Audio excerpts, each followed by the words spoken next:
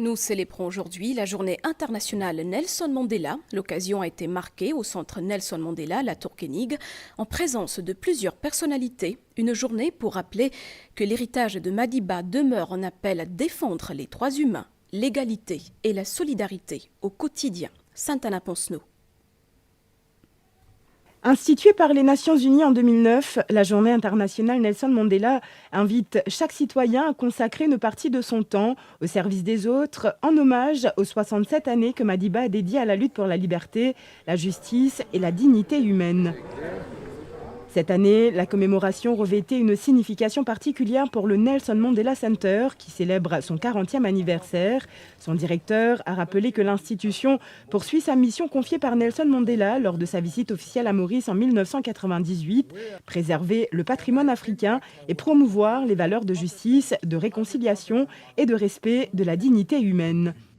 Nous allons continuer à faire ça là, venir une place que l'histoire aide le présent, que qu'il tire renforcer l'unité nationale, que le dialogue casse ban précisé et que la génération future découvert pas qui ça ne la Mandela tiété, mais qui fait sur la vie, ce combat, ce idéologie, toujours et n'a toujours l'importance.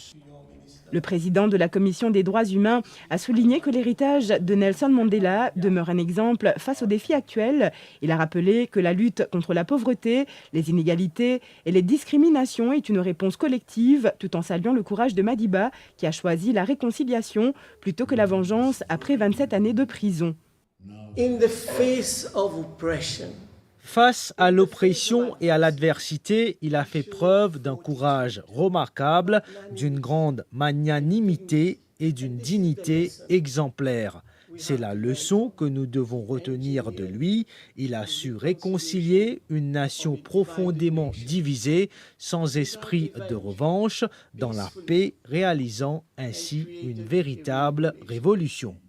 La philosophie de l'Ubuntu, selon laquelle « je suis parce que nous sommes », a également été mise en avant par le représentant du Haut-Commissariat d'Afrique du Sud, qui a appelé chacun à faire de la compassion et du service envers les autres un engagement quotidien. La cérémonie s'est achevée par un don de livres au Mauritius Prison Service, un geste destiné à encourager la lecture, l'éducation et la réinsertion des personnes détenues. Ça m'a dit là, nous pouvons mettre ça dans la Women's Prison depuis mon appointment. Vous pouvez assurer que tout le garde, que ce soit male ou femelle, nous adhère au principe de ce que Nelson Mandela en particulier fait prêcher.